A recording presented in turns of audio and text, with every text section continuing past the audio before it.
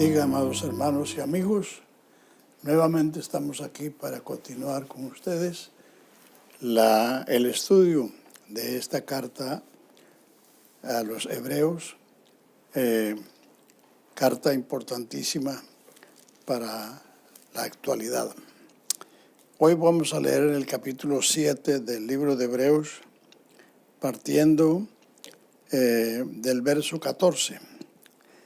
Porque manifiesto es que nuestro Señor vino de la tribu de Judá, de la cual nada habló Moisés tocante al sacerdocio.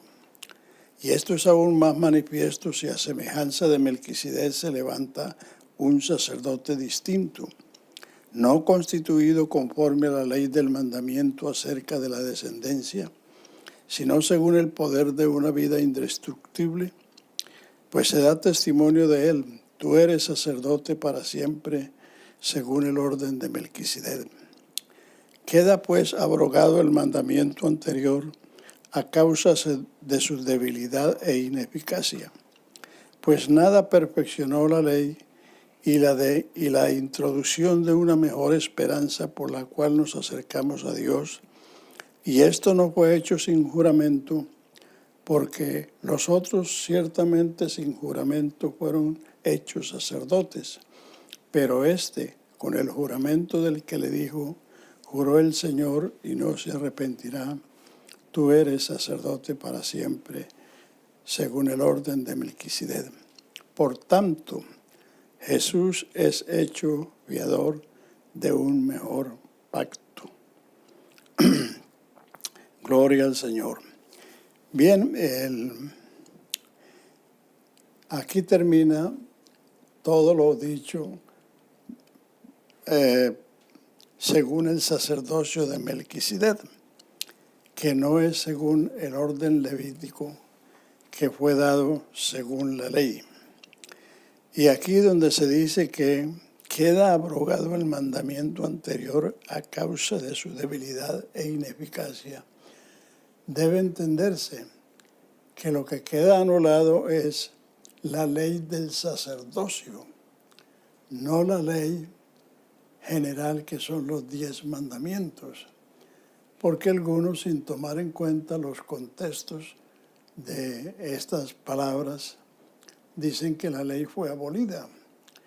La ley no fue abolida, la ley fue cumplida.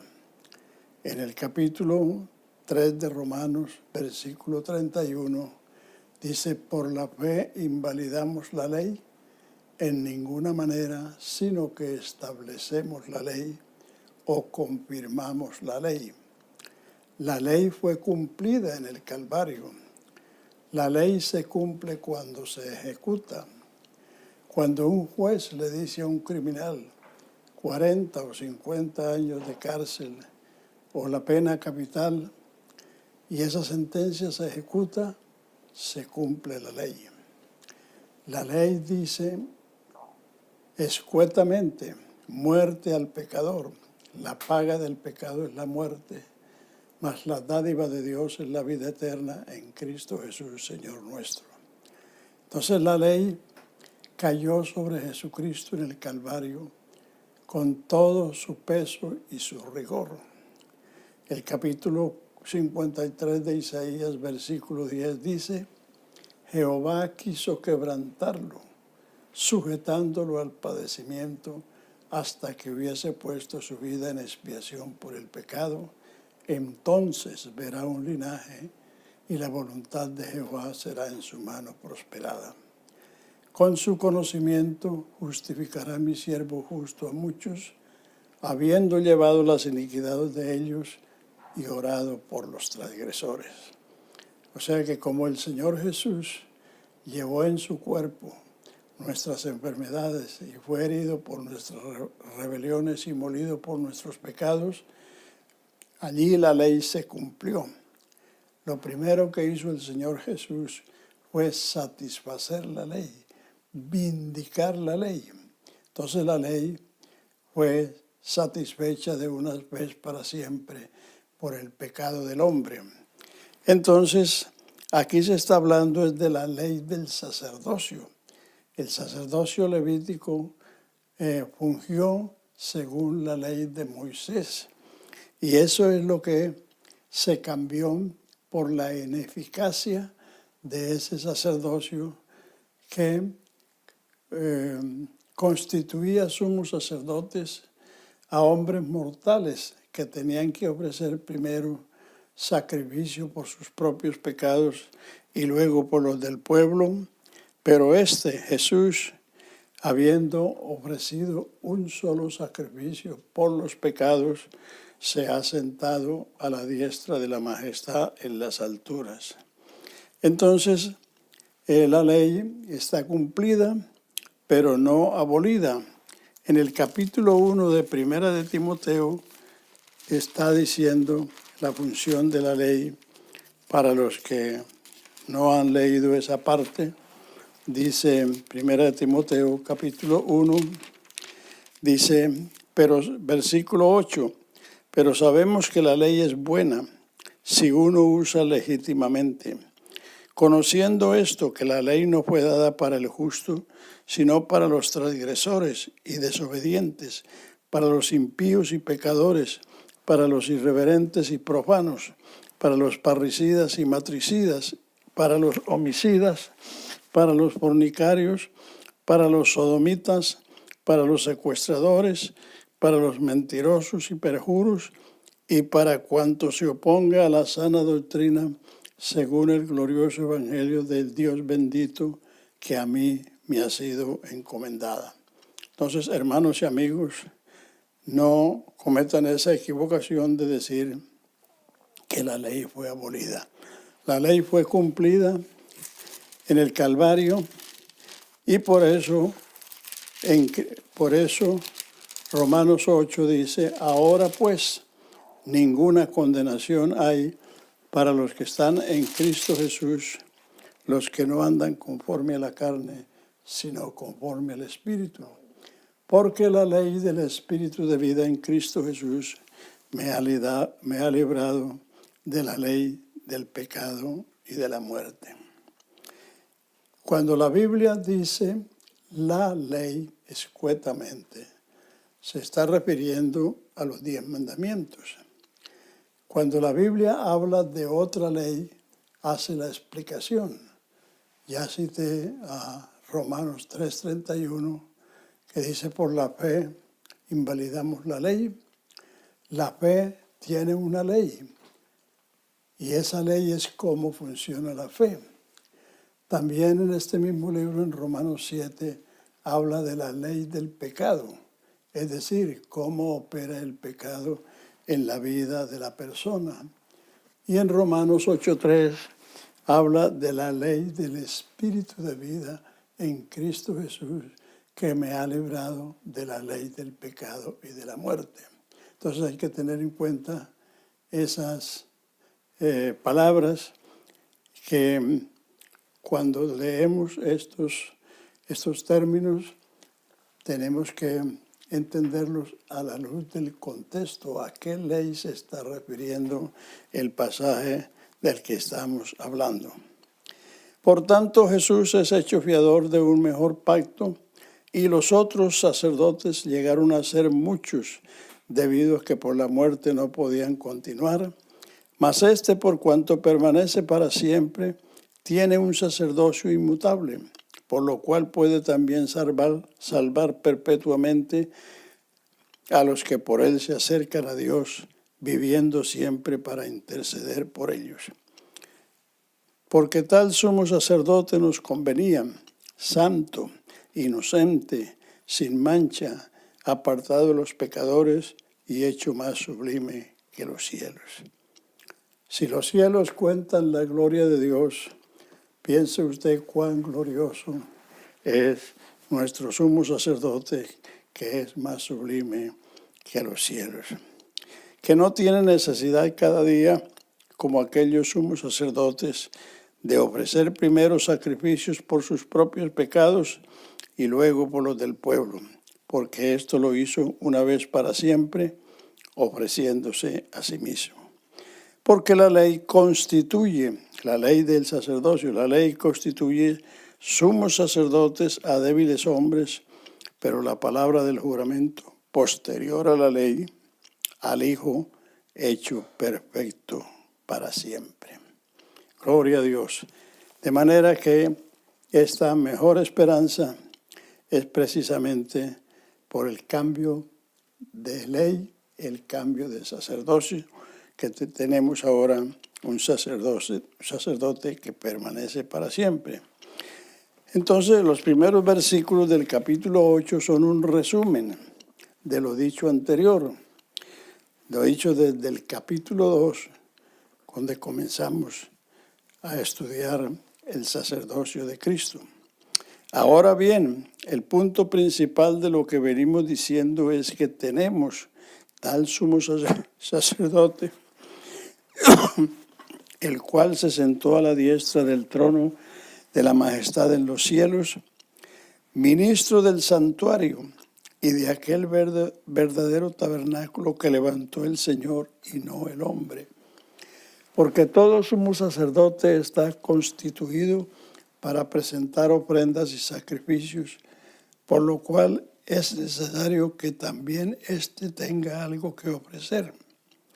Así que si estuviera sobre la tierra, ni siquiera sería sacerdote, habiendo aún los sacerdotes que presentan las ofrendas según la ley, las cuales sirven a lo que es figura y sombra de las cosas celestiales, como se le advirtió a Moisés cuando iba a erigir el tabernáculo, diciendo: mira, haz todas las cosas conforme al modelo que se te ha mostrado en el monte.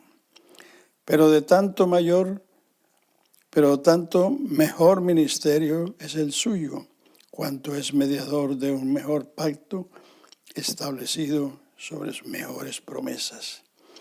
Es decir, la conclusión es que tenemos un mejor pacto, un mejor sacerdote, un mejor ministerio, un mejor santuario y establecido sobre mejores promesas, porque todo aquello era figura de las cosas que habían de venir, pero ya esas cosas vinieron. Así que el tabernáculo en el desierto era una figura de la primera venida de Cristo al mundo. Era rústico por fuera y hermosísimo por dentro.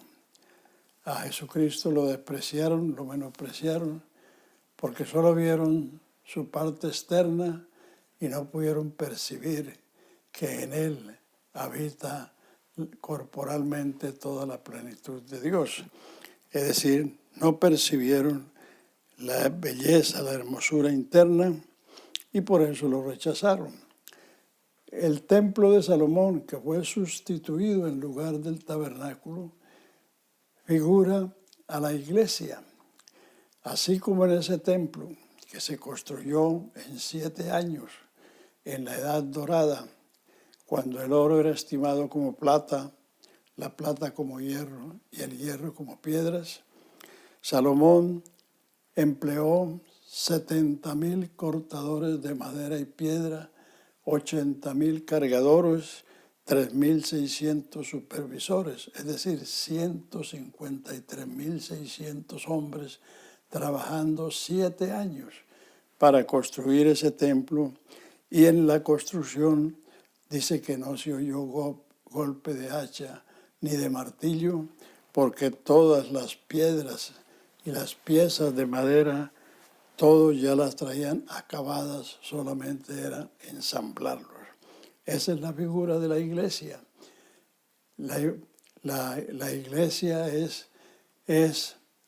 está compuesta de piedras vivas sacadas del mundo, de la cantera del mundo, y están siendo pulidas, preparadas para ser ensambladas en el día que el Señor aparezca en las nubes con voz de trompeta y con voz de mando para convocar a su pueblo.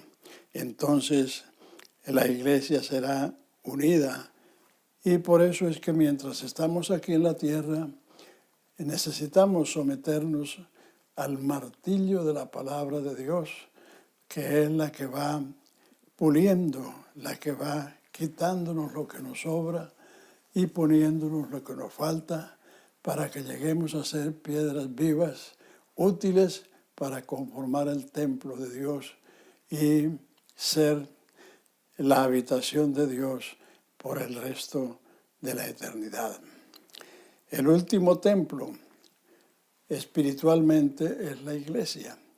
Han habido varios templos, el desierto, el tabernáculo del desierto, el templo de Salomón fue destruido, fue reedificado por Esdras, Nehemías y otros personajes, y ese templo después fue embellecido por Herodes y fue destruido en el año 70, pero fue destruido para dar paso a otro templo que es la iglesia.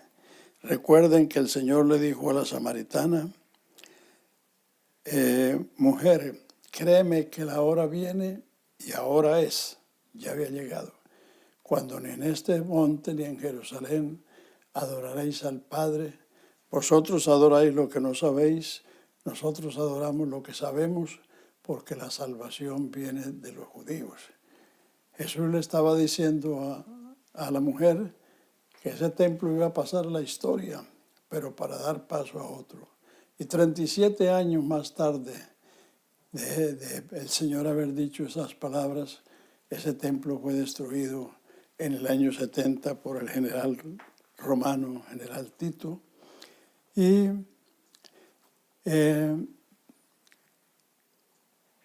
ya había nacido la iglesia.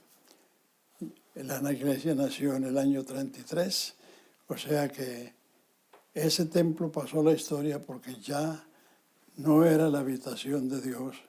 La habitación de Dios ahora es su iglesia, su templo. La Biblia tiene varias figuras respecto a la iglesia. Es un edificio, sobre esta roca edificaré mi iglesia, dijo Jesús. El apóstol Pablo dice, edificados en el fundamento de apóstoles y profetas, siendo la principal piedra Jesucristo mismo. La iglesia es una familia, Él es el Padre y nosotros somos los hijos. La iglesia es el reino de Dios, Él es el rey y nosotros somos los súbditos. La iglesia es el cuerpo de Cristo, Él es la cabeza y nosotros somos los miembros los unos de los otros, unidos por una fe, un Señor, una esperanza, un Dios y Padre de todos, que es sobre todos, por todos y en todos. Entonces, el último templo en la actualidad es la iglesia del Señor. Los israelitas van a construir otro templo, según las profecías. En ese futuro templo es donde el anticristo va a querer sentarse como Dios, haciéndose pasar por Dios. Pero el templo de Dios en la actualidad es la iglesia. Por eso todos tenemos que vivir la vida cristiana tanto en el templo, como en la casa, como en el trabajo, como en cualquier sitio, porque Dios no habita en templos hechos de manos humanas, sino que vosotros sois el templo de Dios, como Dios dijo, habitaré en ellos, andaré en ellos, seré el Dios de ellos y ellos serán mi pueblo. Entonces aquí concluimos el sacerdocio de Melquisedec, que como dije al principio, de este personaje se habla en 3 partes de la Biblia. Génesis 14, donde Melquisedec le aparece a Abraham, nuestro padre. El Salmo 110, verso 4, donde está el juramento que Dios le hizo. Tú eres mi hijo, tú eres sacerdote para siempre, según el orden de Melquisedec. Y aquí, en estos capítulos, partiendo del capítulo 4, 5, 6 y 7, donde se nos explica quién es Melquisedec. Melquisedec era una revelación del sacerdocio de Cristo que fue antes de la ley, porque Cristo como dice Pablo en Colosenses 1, tiene la preeminencia en todo. Y su sacerdocio no podía ser segundo, sino el primero. Y el sacerdocio levítico, que fue según la ley, pues fue dado más tarde, muchos años más tarde, prácticamente unos casi 500 años después, que Melquisedec apareció a Abraham en Mesopotamia o en el encinar de Manre. Así que espero que les quede claro, y si tienen alguna duda o alguna interrogante pueden escribirme a la página. Quiero decir que algunas preguntas que vinieron al comienzo no las pude contestar porque tenía problemas con el iPad, pero ya estamos abiertos para cualquier consulta que nos hagan acerca del tema de esta carta a los hebreos. El Señor les bendiga y los esperamos la próxima semana para tener otra meditación sobre esta importante carta. Dios les bendiga.